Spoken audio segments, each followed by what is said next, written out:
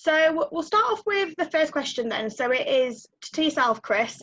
So how can we as infrastructure leaders work to maintain and improve productivity and collaboration in the future of distributed working? Thank you, Sophie. What I'll do is I'll just give you a quick information on Netcompany as a whole. So because some people might not be aware who we are on this call. So Netcompany have 300 UK-based staff, 2,700 plus staff in various countries with our headquarters in Copenhagen. We do a variety of things. We do application development, support, service integration and infrastructure, which is where I come in. The UK headquarters are in London, with Leeds referred to as our northern powerhouse as such. So we actually had a new floor commissioned just as COVID hit. So we can now hold 100 people in our Greek Street offices, but then overnight, as many were, we were resorted to home working. So I've sort of based the question on how did we manage to maintain productivity and device security whilst we transitioned to that 24/7 remote working, which was effectively overnight. How have we used collaboration and voice differently to what we did prior to total home working? What our customer journey has been in that time. So what trends are we seeing from customers since COVID hit, essentially?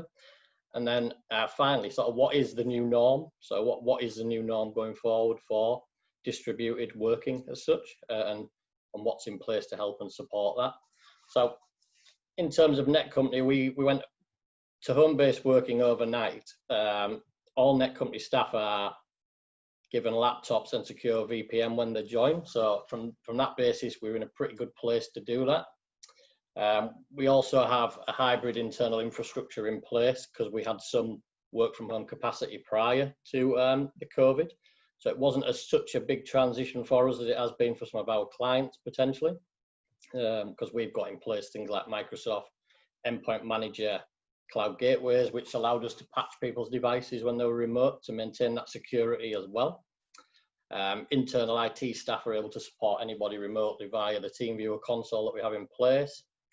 And I think specific to COVID, what we set up as a leadership team in Leeds was small COVID groups with a senior member of staff managing these people. So they were responsible for morning and afternoon calls, and part of that was to check on people's physical and mental well-being, which I think is vital in the future as part of this new norm as such.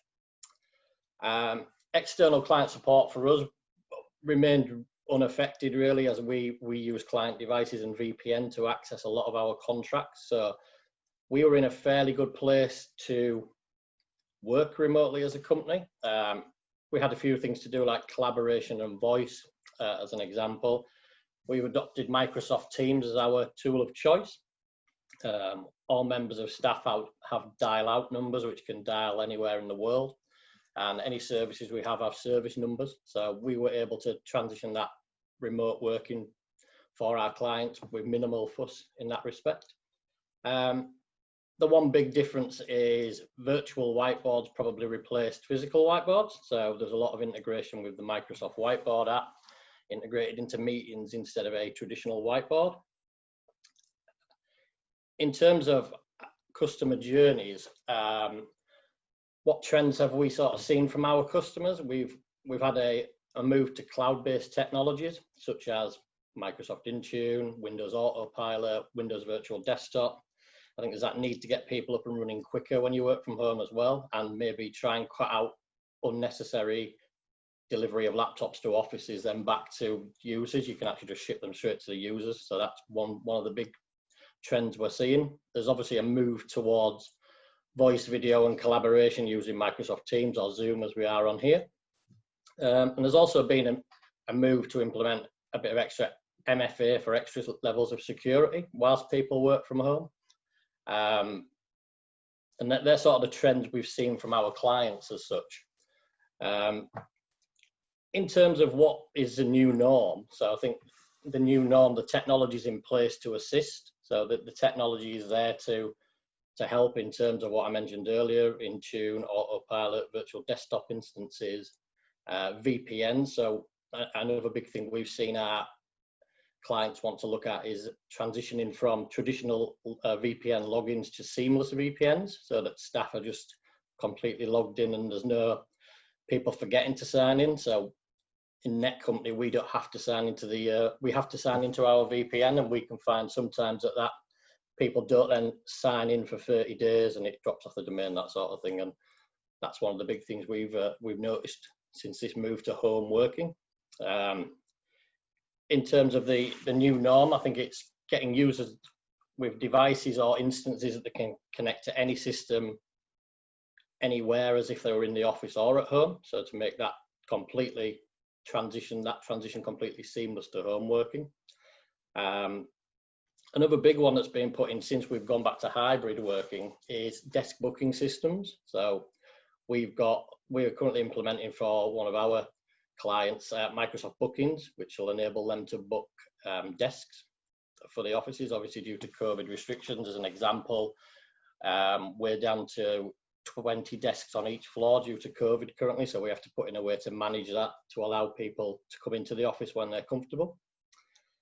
I think my closing statement on it is that the technology is there to make the new norm a reality. I think there are considerations. I think licensing, as an example, we've had clients who have already got licensing to use Microsoft Teams and all its features, but they want to go down the Zoom route. So I think it's key that you examine all them routes with your clients. But Netcompany are happy to assist anyone in this space, and anyone's more than welcome to reach out to me after this if they'd like a chat. Yeah, lovely. Thanks for that, Chris. And you're more than welcome as well to put if you do want anyone to reach out to you, put your details in the comment box and people can do that. So have any of you guys, any of the other panelists got anything they'd like to add, or any points that they thought, that they do as well, that they've found? Scott, is it you? Yeah, I was going to jump in. I saw Neil went off mute as well, so I didn't want to leave it too long. So no, I think the move to Teams has been a really popular one for a lot of our customers as well. It's really helped kind of bring businesses together. And at least one of the clients we've worked with has said if it wasn't for Teams, they're really not sure how they would have coped throughout the COVID situation and working from home. It's been a really powerful tool to bring everyone together, and also just because it's so easy to use. They already had the licenses. And it was at the same time when there was a lot of discussion around Zoom and they were having their security, conversations. And we know a lot of that challenge has been answered now, but there were quite a few questions raised about Zoom at the time and people using it for their business. And so Teams kind of stepped in. And I think they're up to something daft like 75 million users a day now using Microsoft Teams. So it's been a really big tool that we've seen, help our customers. And Chris's point about that always on VPN access, that has made a big difference to making life easier for managing these computers when they're not coming into the office as often as they used to. We're so used to seeing PCs and laptops, come in when people, come to work, get their updates, get their patches, get their software fixes, and then they go back out and work remotely again. That's not happening as much now, or if at all. So having those always on VPNs makes a big difference. Yeah, I think even for us, we've been using Zoom and Teams, but for us that go on like client meetings and things like that, we love being face to face. But before this, video meetings weren't even really an option. You didn't even think about it, and it's now just such a normal thing. Neil, did you have anything that you wanted to add to that? Yeah, it was just it's around the sort of the collaboration, the voice and video. Obviously, the Zoom has sort of become synonymous with video conferencing, like Google has for search engines and a Hoover is for the vacuum cleaner. But what we've seen is that because they've made it a little bit easier now, you can go and get on Zoom, get your credit card out, and you can start doing this. There's quite a lot of shadow IT that have just gone, sod it, I can blame everything on COVID, get my credit cards out, start spanking Zoom. And then the asset manager sort of comes and goes, you do realise that we've got a full Microsoft licensing that we just need to enable and roll out. And there's a lot of clawback now, is that those people that did have the credit cards that have bought Zoom are having to unpick all that. And it seems to be because everybody's, whether you use video conferencing or not, from sort of March the 24th when we locked down, somebody at some point, you will be on one. And there seems to be a massive religious war right now. And it's I sit and just eat popcorn when it comes to that sort of thing. It's just brilliant to watch it all kick out. But we are seeing a lot of people, the Zoom especially, have made it way too easy to buy. and I think that's screwed up probably the next year of IT managers and IT directors like Chris that are going to have to unpick all that crap and force the party line of, we've got Microsoft, you will use it because it collaborates with everything else. We've seen that a lot, and it's from my perspective, it's quite funny. It's a good point you raised there, Neil, about religious wars between different technologies. We see it within our development teams. There is a keen interest from a lot of our developers who want to use Slack versus Teams as well. Yeah. So we have this like pseudo divide within our organisation. We have a lot of developers in India as well. So having that capability to communicate via Teams or via Zoom or via Slack has always been there, because we're a pretty much a global organisation, but we still have that difference within ourselves as well, which can be a bit painful sometimes when some people don't have the license to use Slack, and the rest of the group is using Slack and don't want to use Teams, etc., etc. Well, thankfully, on the back of that, I see that quite a bit, is that there will be at some point somebody will make a lot of money out of it, and with everything done on APIs, is that you can pick your tool of choice, and it doesn't really matter what it is. And at the back end, there'll be someone will make a plugin where everybody can speak to every collaboration platform out there. If someone's willing to do that, I'll put a couple of quid in. But I think we will get there, because people are going to be so staunch, especially developers who love Slack and old open source based stuff. It is good. Yeah, it goes in cycles though, because the old days of IRC chat and MSN Messenger and stuff, and we kind of had that tool in Pigeon. If anybody's old enough to remember that kind of thing.